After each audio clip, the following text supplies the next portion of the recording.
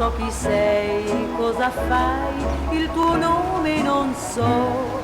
Vedo passare ma tu non t'accorgi di me. Ehi, ehi, ehi, tu.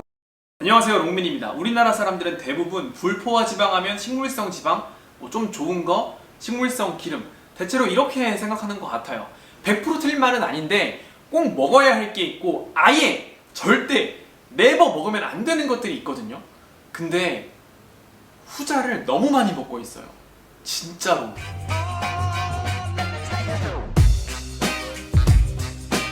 지금 이 영상을 보고 계신 분들의 99%는 식용유가 필요할 때 식용유를 사시죠. 옥수수유, 카놀라유, 포도씨유, 해바라기씨유, 대두유 이런 식물성 기름이라고 불리는 식용유.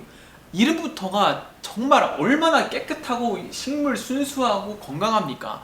거기에 깔끔한 포장지, 멋진 글꼴, 영롱한 빛깔, 매력적인 가격. 속지 마세요. 첫 번째, 정확히 말하면 얘네들은 씨앗 기름이죠. 해바라기씨, 유채씨, 포도씨. 두 번째, 순수하게 씨앗에서만 기름을 짜서 대용량으로 싸게 판다? 말이 안 됩니다. 얘네들은 태생부터 기름이나 지방이 많은 씨앗들이 아니에요. 포도 먹다가 느끼하다고 느끼신 분? 옥수수를 느끼해서 못 먹나요? 포도씨는 기름이 16%, 콩은 17%, 옥수수는 1.4g 밖에 되지 않습니다. 근데 어떻게 이렇게 많은 기름들이 생성될까요? This one, a 70-minute wash with a solvent.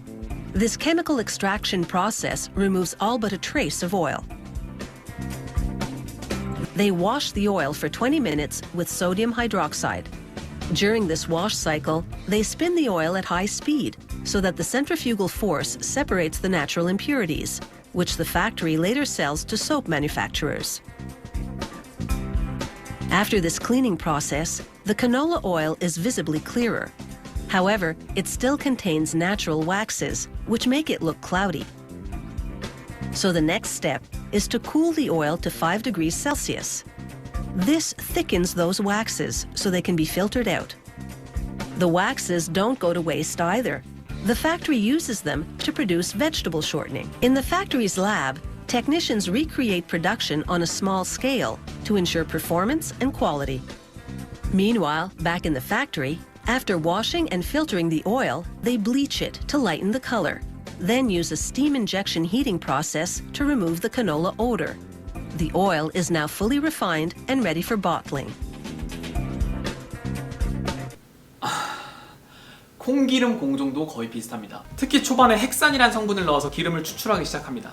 참고로 헥산은 가솔린의 일종입니다. 이렇게 식용유 코너에 있는 대부분은 저렴하고 대용량으로 만들기 위해서 정제, 합성, 표백, 화학 처리를 거쳐서 시작부터 화학물질이 됩니다. 그리고 마트에 진열되죠. 안 그래도 산패가 쉬운데 이런 플라스틱 통에 담겨서 너무나 쉽게 분양되죠. 세 번째, 이런 식용유들의 공통점은 오메가6 함량이 높다는 겁니다. 이건 여러 가지 기름들의 성분을 비교한 표인데 오메가6 선두를 다투는 게 해바라기씨유, 옥수수유, 대두유 이런 것들이죠. 물론 오메가6 면역에 필수적이고 염증이 생기면 신호를 줘서 빨리 치료할 수 있도록 하기 때문에 엄청 중요합니다. 그런데 섭취량이 140년 동안 무려 12배나 증가했고 과해도 너무 과하게 먹고 있다는 거죠. 식물성 기름 섭취량, 심장병 발병 비율이 정비례하고 당연히 대사 능력도 떨어뜨리기 때문에 다이어트에도 좋을 수가 없어요. 엄청난 피지컬과 건강한 걸로 유명한 마사이족은 하루 3000칼로리를 먹는데도 오메가6 섭취량이 1.7%밖에 되지 않습니다. 현대인들의 10분의 1도 채 안 되는 겁니다. 다이어트 과학자 최겸님께서 크리스 노베 박사님의 강연을 번역한 영상이 있거든요. 좀 전에 보셨던 오메가6 자료와 내용도 이 강연 속에 나옵니다. 번역 영상 정말 좋으니까 시간 되시는 분들은 꼭 한번 보시길 추천드립니다. 난 젊고 건강해 괜찮아 이렇게 생각하시는 분들 많을 거예요. 저도 그랬습니다. 20대, 30대 분들 장 안 좋거나 피부 뒤집어지거나 여드름, 두드러기, 알러지 이런 거 하나씩은 다 있잖아요. 지겹도록 들은 말, 외식 적게 하고 가공식품, 패스트푸드 먹지 말아라. 왜? 죄다 오메가6가 흘러 넘치는 기름들만 쓰니까. 비싼 화장품, 피부과 찾기 전에 이런 것만 끊어도 피부가 2배는 좋아질 겁니다. 그러니까 앞으로 이런 기름들은 구매하지도 마시고 명절에 지인이나 부모님 선물로 안 주셔도 됩니다. 만약에 받았다! 그럼 이제 식용유로 불포화 지방산 기름으로 뭘 먹어야 될지 난감하실 거예요. 올리브 오일, 아보카도 오일 이렇게 드시면 됩니다. 어떤 분들은 올리브 오일이 열에 약해서 요리할 때 쓰면 안 된다라고 하는데 이것도 오해예요. 시중에서 판매되는 올리브 오일은 보통 180도 이상 고품질은 200도까지 돼요. 2018년 호주에서 진행된 연구가 있는데 고온에 가열했을 때 트랜스 지방 생성에 가장 안정적이었던 건 올리브 오일, 아보카도 오일, 그리고 코코넛 오일, 가장 취약했던 건 포도씨유, 카놀라유, 해바라기 씨유 같은 것들이죠. 180도에서 400분 동안 가열했을 때 극성 화합물 생성을 가장 많이 했던 건 해바라기 씨유, 포도씨유, 가장 적었던 건 코코넛 오일, 그리고 올리브 오일. 몇 년 전에 승우 아빠님께서도 올리브 오일 제품들로 실험을 하신 적이 있거든요. 대부분의 제품들이 180도 이상이 되어야 연기가 나기 시작했어요. 심지어 500ml에 4,000원 정도밖에 안 하는 제품도 발연점이 180도 이상이었습니다. 계란 후라이 하거나 야채 볶거나 고등어 굽거나 이런 일반적인 요리를 할 때 보통 120도, 높아봐야 160도, 진짜 뜨거운 튀김 요리를 할 때도 180도 정도밖에 안 되거든요. 잠깐 TMI, 제가 취사병으로 있었거든요. 그때 1년 넘게 주방에 있으면서 생선 튀김, 돈가스, 감자 튀김 이런 거 할 때마다 튀김기 온도를 항상 180도 언저리로 맞췄던 기억이 납니다. 아무튼 올리브 오일로 일반적인 요리를 하는 데는 문제될 게 없다.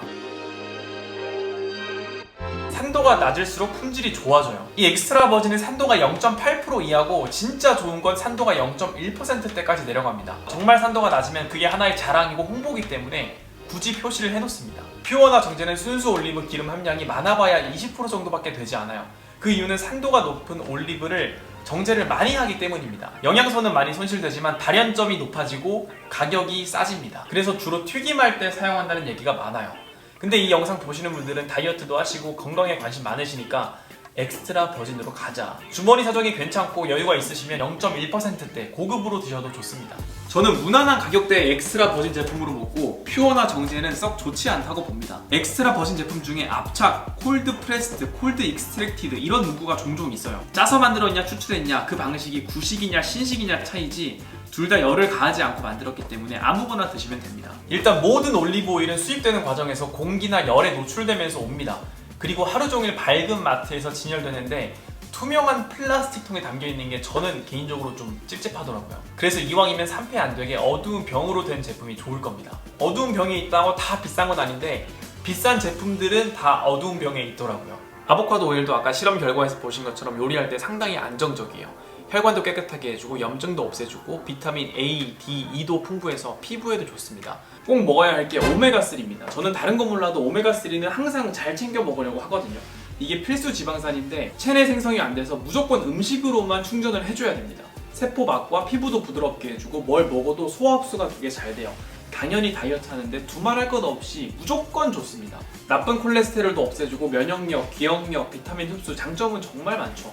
북극 사람들이 먹는 해양성 포유류, 바다사자, 물범, 고래 이런 애들이 오메가3가 풍부하지만 우리나라에선 이런 걸 못 먹으니까 등푸른 생선을 먹으면 됩니다. 연어, 고등어, 정어리, 꽁치, 멸치, 과메기 등등 해먹기 귀찮아하지 마시고 요즘엔 진공팩으로 된 거 되게 잘 나오잖아요. 그런 거라도 좀 먹자. 등푸른 생선하면 또 말이 많은 게 수은이에요. 이게 어느 바다에서 잡혔는지에 따라 다르다. 누구는 먹어도 된다. 누구는 먹으면 안 된다. 저도 이게 궁금해서 검색을 되게 많이 해봤거든요. 삼성 서울병원 선생님들이 친절하게 알려주시더라고요. 대부분의 참치가 일단 안전하다고 해요. 그런데 몇몇 참치는 약간 위험할 수도 있다. 통조림에 들어가는 참치의 수은 함량이 가장 낮고 회로 먹는 참치는 약간 높은 편이다. 저희가 먹을 건 수은은 낮고 오메가3는 높은 것들 연어, 고등어, 멸치, 장어도 있네요. 정어리랑 가장 비슷하면서 오메가3도 높은 게 꽁치예요. 얘네 둘이 입도 작고 등도 푸른색이라 비슷하게 생겼죠. 횟집 가면 회 나오기 전에 한 마리씩 주는 거, 그게 꽁치입니다. 먹이사슬 아래에 있고 수은 축적 위험도 낮다. 정말 좋은데 많이 언급되지 않는 것 중 하나가 미역입니다. 미역에는 오메가3도 있고 특히 요오드라는 게 있거든요. 근데 요오드가 갑상선 호르몬의 주 재료입니다. 갑상선 호르몬이 정상이어야 피로감도 덜 느끼고 대사도 좋아지는데 갑상선 호르몬이 부족하거나 약간 이상해지면 몸도 상하고 다이어트가 망할 수도 있거든요. 그래서 식단 때문에 도대체 뭘 먹어야 할지 모르겠다 고민이신 분들은 미역국을 드셔보시는 것도 아주 좋습니다. 다이어트 하면서 고등어 꽁치구이에 미역국, 정말 이것만큼 한국적이고 영양가 빵빵하고 든든한 메뉴가 또 얼마나 있겠습니까? 오메가3가 또 여러 가지 형태가 있는데 오메가3 영양제 보면 EPA랑 DHA 이런 게 써져 있을 거예요. 얘네가 몸 안에서 바로바로 쓰일 수 있는 오메가3의 한 형태거든요. 근데 생선이랑 미역에는 EPA랑 DHA가 들어있습니다. 저는 이 정도까지만 말씀드리고 싶고 실제로 저도 이 정도만 먹고 있습니다. 오메가3로 더 드시고 싶으신 분들은 호두, 아마씨, 들기름도 있습니다. 들기름 드실 분들은 산패가 빠르기 때문에 어둡고 작은 병으로 된 걸 드시는 게 좋을 거예요.